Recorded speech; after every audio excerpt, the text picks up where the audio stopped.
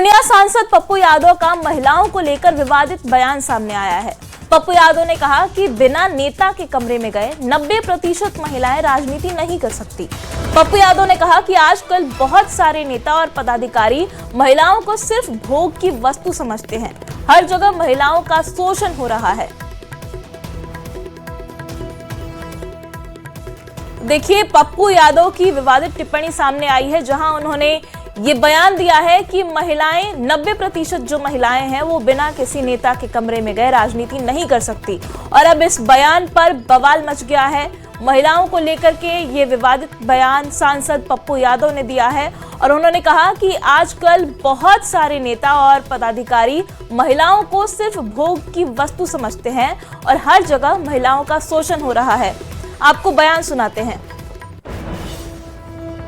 दृष्टि किसकी है? अमेरिका से लेकर के भारत तक नेताओं की। बिना नेता के रूम के बगैर 90% महिलाएं राजनीति कर ही नहीं सकती। ये तो हर डेली, हर दिन नेताओं का सीसीटीवी फुटेज। महिलाओं पे गिद्ध दृष्टि किसकी है? अमेरिका से लेकर के भारत तक नेताओं की।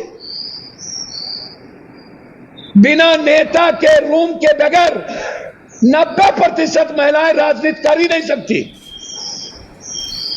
ये तो हर डेली, हर दिन नेताओं का सीसीटीवी फुटेज। सांसद पप्पू यादव की विवादित टिप्पणी पर बिहार राज्य महिला आयोग सख्त हो गई है। महिला आयोग ने पप्पू यादव को नोटिस जारी किया है और माफी मांगने को कहा है। तो देखिए, पप्पू यादव का बयान आया जिस पर अब महिला आयोग सख्त है। उन्हें नोटिस जारी किया गया है और उनसे माफी मांगने की बात कही गई है।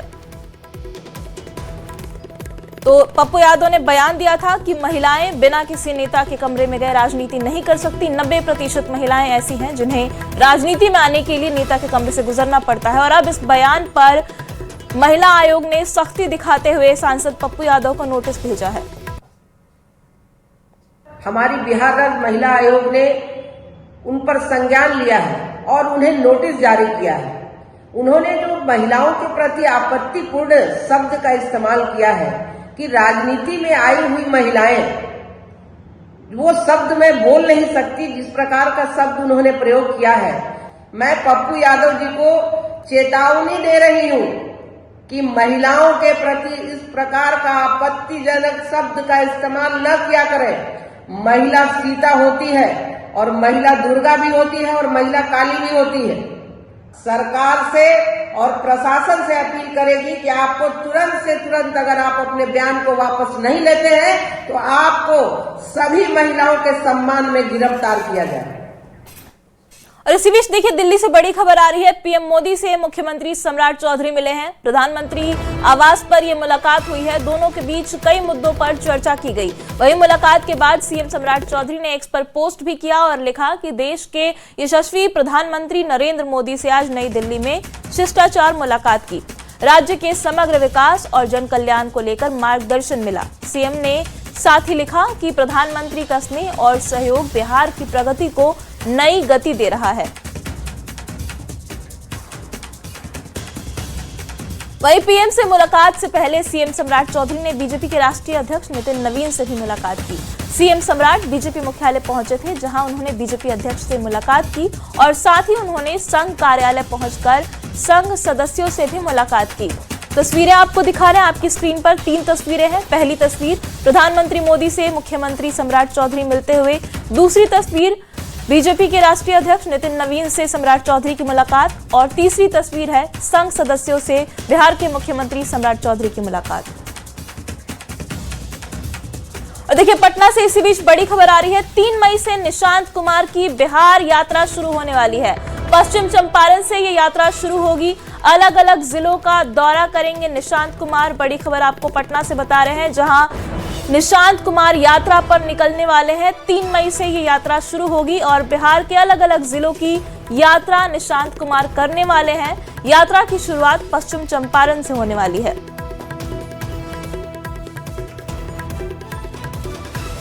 प्रचार हो रही है अभी और पार्टी कार्यकर्ताओं से बातचीत कर सुन ली साहब, यात्रा के बारे में बातचीत हो रही है। संभवतः 3 मई से यात्रा होगी। अभी अंकल है संजय अंकल और भी पार्टी के कार्यकर्ता हैं, हम लोग मिलकर डिसाइड करके आपको बताएंगे कब यात्रा शुरू होगी।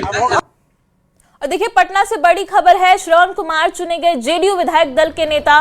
विधानसभा से नोटिफिकेशन जारी हो गया है। नीतीश कुमार ने श्रवण कुमार को चुना है। नीतीश कुमार को ये अधिकृत किया गया था कि वो विधायक दल का नेता चुने और उन्हें अब श्रवण कुमार को नीतीश कुमार ने विधायक दल का नेता चुन लिया है। विधानसभा से नोटिफिकेशन जारी हो चुका है।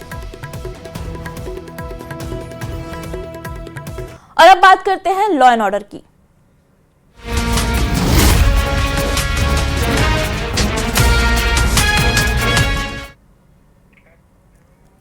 बड़ी खबर रामगढ़ से है, जहां रजरप्पा थाना क्षेत्र के एक ज्वेलरी दुकान में हथियार के बल पर बड़ी लूट की घटना को अंजाम दिया गया है। अपराधियों ने 1 करोड़ से ज्यादा के जेवरात और कैश की लूट की है। वहीं मौके पर घटना के दौरान स्थानीय लोगों ने 2 अपराधियों को पकड़ भी लिया और उनकी जमकर पिटाई कर दी, जिससे वो गंभीर रूप से घायल हो गए हैं। वहीं 3 अन्य आरोपी लूट का सामान लेकर मौके से फरार हो गए। मौके से एक पिस्टल भी बरामद की गई है। पुलिस मामले की जांच में जुटी हुई है और एसपी भी घटनास्थल पर पहुंचकर सीसीटीवी फुटेज को खंगाल रहे हैं। और देखिए 3 आरोपी लूट का सामान लेकर फरार हो गए। हालांकि 2 आरोपियों को वहां मौजूद लोगों ने पकड़ लिया, जो ज्वेलरी शॉप में दिन दहाड़े लूट कर रहे थे। और इस मामले की जांच भी अब शुरू कर दी गई है। सीसीटीवी फुटेज को खंगाला जा रहा है और इसके आधार पर जांच भी आगे बढ़ाई जा रही है। पुलिस मौके पर पहुंच चुकी है और पूरे मामले की तफ्तीश की जा रही है। वहीं आपको बता दें कि मौके से एक पिस्टल भी बरामद किया गया है। हमारे संवाददाता जावेद खान जुड़ गए हैं। बताइए कितनी बड़ी लूट है, कितने का सामान लूटने की कोशिश की गई है जावेद? जी, ये पूरी घटना रजरप्पा थाना क्षेत्र के रजरप्पा मोड़ स्थित शिवशंकर ज्वेलर्स में घटित हुई है। कुल अपराधियों की संख्या 6 बताई जा रही है, जिसमें से 2 अपराधियों को स्थानीय लोगों ने पकड़ लिया और उनकी काफी पिटाई की गई। गंभीर अवस्था में उन्हें रामगढ़ के सदर अस्पताल में भर्ती कराया गया है। रामगढ़ एसपी मुकेश कुमार लुनायत भी वहां पहुंच चुके हैं। मामले की जांच की जा रही है, जबकि एसपी के अनुसार 4 अपराधी मौके से फरार हो गए हैं। लूट का जेवर और कैश उन्हीं के पास है। बड़ी लूट बताई जा रही है। अब तक जो बताया जा रहा है कि 1 करोड़ से कीमत कुछ पता चली है कि कितनी बड़ी लूट है, कितने का सामान जो लूट कर भागे हैं वो कितने की हो सकती है? इस पे आधिकारिक के बात बयान तो सामने नहीं आया, मगर 1 करोड़ की लूट की बात आ रही है। अभी हालांकि जब इसकी पुष्टि होगी उसके बाद ही कहा जा सकता है, लेकिन बड़ी लूट है और अपराधियों की जमकर पिटाई हुई है। 4 अपराधियों को पकड़ने के लिए पुलिस जो है उनके पीछे लगी है। सीसीटीवी कैमरे को भी खंगाला जा रहा है। जी, और पुलिस कितनी देर में पहुंची वहां जब ये घटना हुई? तो जी पुलिस तत्काल पहुंच गई, क्योंकि थाना वहां से लगभग 1 किलोमीटर दूरी पर है। पुलिस को जैसे ही सूचना मिली पुलिस वहां पहुंची है और पुलिस ने अपराधियों को भीड़ से छुड़ाया और उन्हें अस्पताल भिजवाया। बाकी फरार जो अपराधी है उनके पीछे अलग से पुलिस की टीम लगी हुई है और पुलिस एसपी ने भी मामले को काफी गंभीरता से लिया है और वो भी। जी जावेद, ये तस्वीरें भी हम अपने दर्शकों को दिखा दे। ये जो आरोपी हैं जिन्हें पकड़ के स्थानीय लोगों ने पीट दिया, उनकी तस्वीरें हैं। लूट के सामान भागने की कोशिश कर रहे थे और इसी दौरान स्थानीय लोगों ने जागरूकता दिखाई और 2 आरोपियों को वहीं पर दबोच लिया, उनकी पिटाई भी कर दी। पुलिस को इसकी सूचना दी गई और मौके पर देखिए लोगों का जमावड़ा हो गया है। लूट की वारदात को यहाँ पर अंजाम दिया गया है। हालांकि जो 3 आरोपी थे वो लूट का सामान लेकर फरार हो गए हैं। देखिए जावेद, जो 2 लोग पकड़ाए हैं, जो 2 उनके सहयोगी पकड़ाए हैं, क्या उनसे कोई और जानकारी मिल सकी है? जी, अभी पुलिस एक्चुअली और सदर अस्पताल में उनसे पूछताछ कर रही है। जो 4 भागे उनके पीछे अलग से एक टीम लगी हुई है, लेकिन जो अपराधी 2 पकड़ाए वो स्थानीय ही बताए जा रहे हैं। हालांकि पुष्टि नहीं है, लेकिन वो स्थानीय ही है और पुलिस जो है पूरे मामले की जांच में गंभीरता दिखा रही है, चूंकि एसपी खुद मौके पर पहुंचे हुए हैं। जी बिल्कुल, आप इस खबर पे नजर बना के रखिए। बहुत बड़ी वारदात है ये, लूट की कोशिश की गई और लूट का सामान लेकर 3 लोग फरार भी हो गए हैं। और ये तस्वीरें भी हम अपने दर्शकों को लगातार दिखा रहे हैं, जो आरोपियों की पुलिस ने स्थानीय लोगों ने पिटाई कर दी है।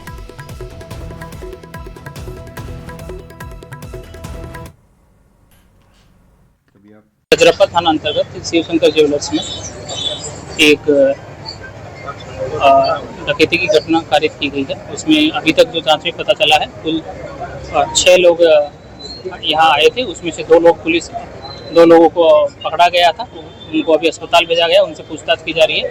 शीघ्र ही बाकी लोगों के बारे में की पहचान करते हुए इसमें गिरफ्तारी सुनिश्चित की जाएगी और जो सामग्री का लूट हुआ है उसको यथाशीघ्र बरामद किया जाएगा। धन्यवाद। बरामदगी का भी किया जा रहा है, उसको देखा जा रहा है। देखिए, बड़ी खबर वैशाली से है, जहां डकैतों ने बीती रात जमकर तांडव मचाया है। करीब 15 की संख्या में अपराधियों ने महनार में एक जेवर कारोबारी के घर धावा बोल दिया, जिसका सीसीटीवी फुटेज भी बेहद हैरान करने वाला है।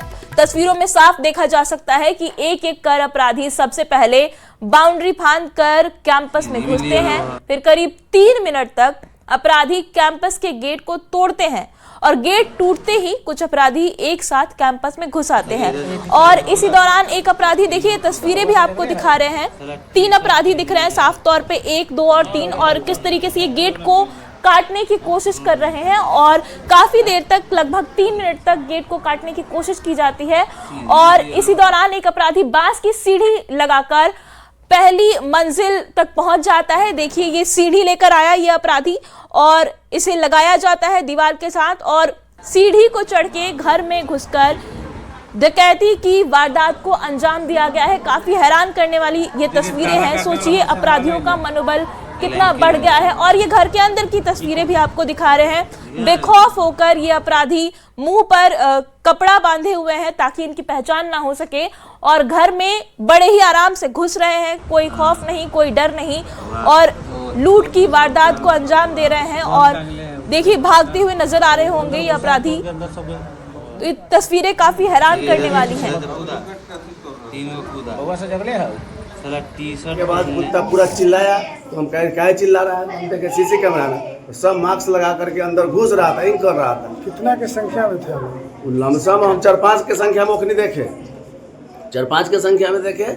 ओकरा बाद हम चल गए छत पर, बच्चा सबके उठाए। ओकरा बाद देखे सब घुस रहा है घर में और बच्चा सबके लेकर के हम छत पे चल गए, छत पर और गेट लगा दिए।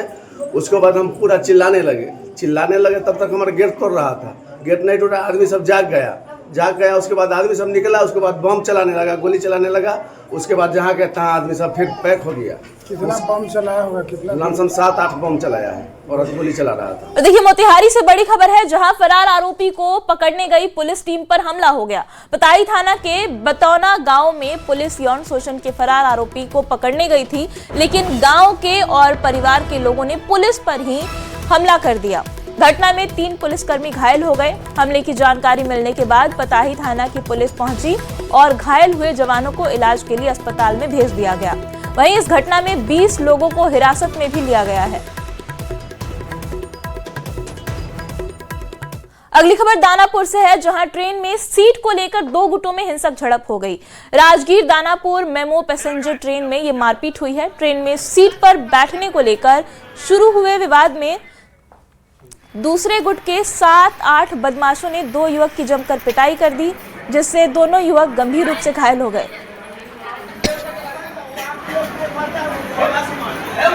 लड़का है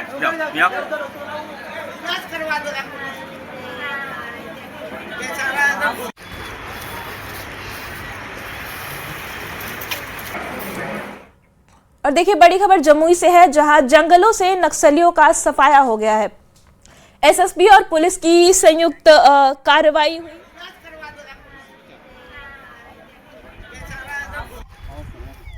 जेसीबी से ध्वस्त कर दिया गया।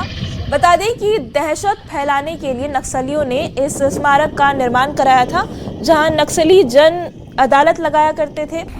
इलाके से नक्सलियों के खात्मा के बाद अब सुरक्षा बल और जिला पुलिस नक्सलियों के हर प्रतीक को और पहचान को मिटाने की कोशिश में जुटी हुई है।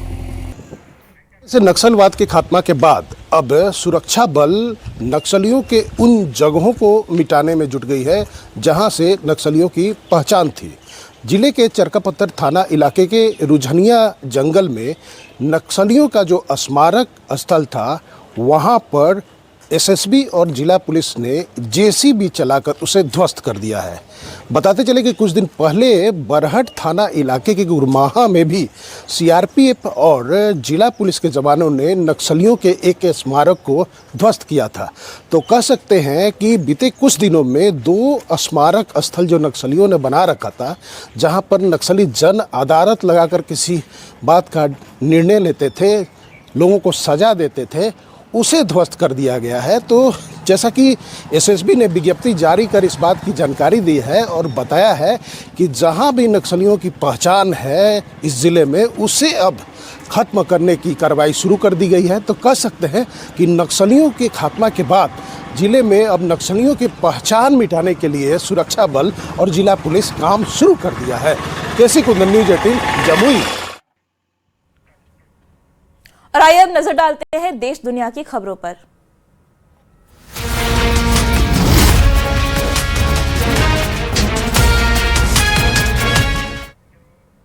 और देखिए इस वक्त की बड़ी खबर आ रही है। कांग्रेस अध्यक्ष मल्लिकार्जुन खड़गे का विवादित बयान सामने आया है। मल्लिकार्जुन खड़गे ने पीएम मोदी को आतंकवादी बताया है। पीएम के लिए उन्होंने टेररिस्ट शब्द का इस्तेमाल किया है।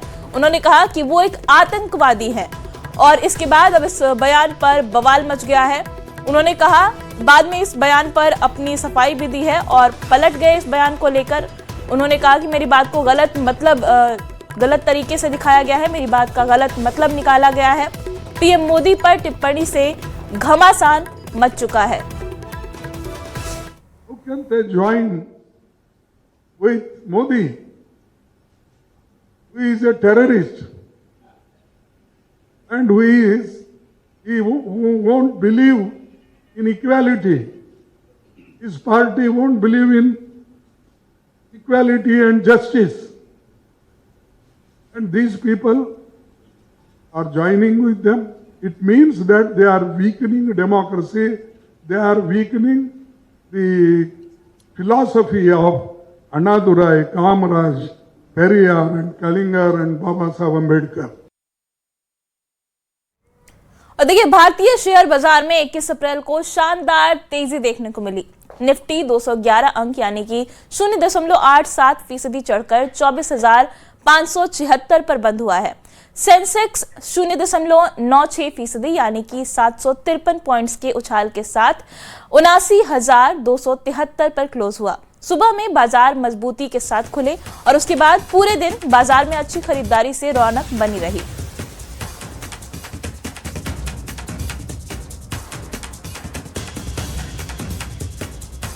और देखिए आज सराफ बाजार में सोना और चांदी की कीमतों में गिरावट देखी जा रही है। सोना 200 रुपए की गिरावट के साथ 1,54,020 रुपए प्रति 10 ग्राम के लेवल पर कारोबार कर रहा है। वहीं देश में चांदी की कीमत 1,770 रुपए टूटकर 2,51,960 रुपए प्रति किलो पर पहुंच गई है। ये गिरावट अंतर्राष्ट्रीय बाजार में उतार चढ़ाव के बाद आई है। और अब खबरें खेल से जुड़ी हुई।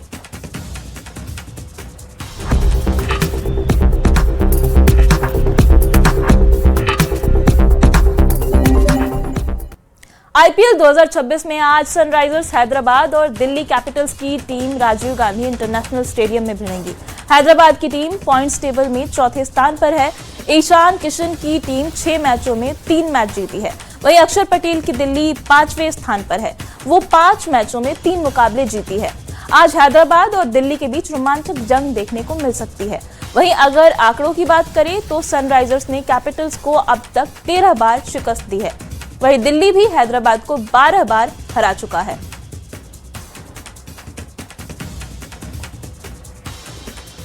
चेन्नई सुपर किंग्स के लिए आईपीएल 2026 का सीजन अच्छा नहीं रहा है। जारी सीजन के बीच चेन्नई की टीम को एक बड़ा झटका लगा है। टीम के स्टार बल्लेबाज आयुष महात्रे चोट की वजह से आईपीएल 2026 से बाहर हो गए हैं। आयुष महात्रे को लेकर चेन्नई सुपर किंग्स ने कहा कि आयुष महात्रे को गंभीर चोट लगी है और उन्हें ठीक होने में 6 से 12 हफ्तों का समय लगेगा, जिसके चलते वो इस टूर्नामेंट में आगे नहीं खेल पाएंगे। महात्रे इस सीजन चेन्नई के लिए अब तक सबसे ज्यादा रन बनाने वाले बल्लेबाज रहे हैं। ऐसे में उनका बाहर होना टीम के लिए बड़ा झटका है।